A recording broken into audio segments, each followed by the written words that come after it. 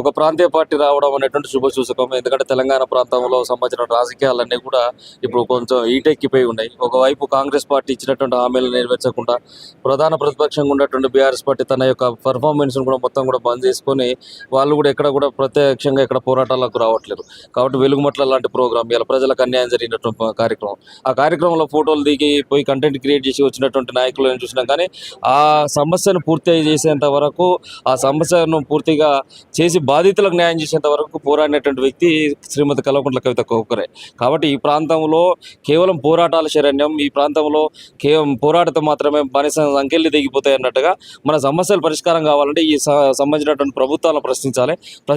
ప్రశ్నించినప్పుడు మాత్రమే ఆ యొక్క సమస్యలు అనేటువంటి తీరిపోతాయని చెప్పేసి ఆ విధంగా పోరాట రూపాన్ని నమ్ముకున్నటువంటి నాయకురాలు, ఇష్యూ బేస్డ్ పాలిటిక్స్ చేసేటువంటి నాయకురాలు శ్రీమతి కవితక్క మాత్రమే. కాబట్టి ఈరోజు ఒక ప్రాంతీయ పార్టీలు అనేటువంటి ఈ ప్రాంతంలో లేవు.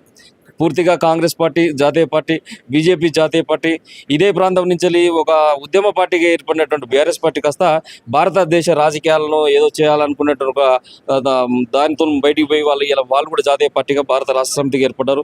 కాబట్టి ఈ ప్రాంత అస్తిత్వాన్ని కాపాడడం కోసం, ఈ ప్రాంత ప్రయోజనాలను కాపాడడం కోసం, విభజన హామీలలో భాగంగా తెలంగాణకు జరిగిన అటువంటి అన్యాయాన్ని ప్రశ్నించడం కోసం ఇవాళ 8 మంది ఎంపీలను కాంగ్రెస్ వాళ్ళని పంపించి, బీజేపీ వాళ్ళని 8 మంది పంపించి, ఇద్దరు కేంద్ర మంత్రులు ఇక్కడ ఉన్నప్పుడు కూడా చివరకు గుండు చిన్న తీసుకొచ్చేటువంటి పరిస్థితి తెలంగాణ రాష్ట్రానికి. కాబట్టి ఈ ప్రాంత ప్రయోజనాలు తాకబెట్టున్నటువంటి పార్టీలను మొత్తం కూడా భూస్థాపితం చేస్తూ ఈ ప్రాంత అస్తిత్వ నిర్మాణం కోసం, అదేవిధంగా సామాజిక తెలంగాణ సంబంధించిన అంతరాలను దూరం చేసే విధంగా సామాజిక తెలంగాణ అనేటువంటిది కొన్ని పార్టీలకు వాళ్ళ యొక్క నినాదం మావచ్చు. కానీ మాకు విధానంగా తెలంగాణ జాగృతి తీసుకుంటున్నది.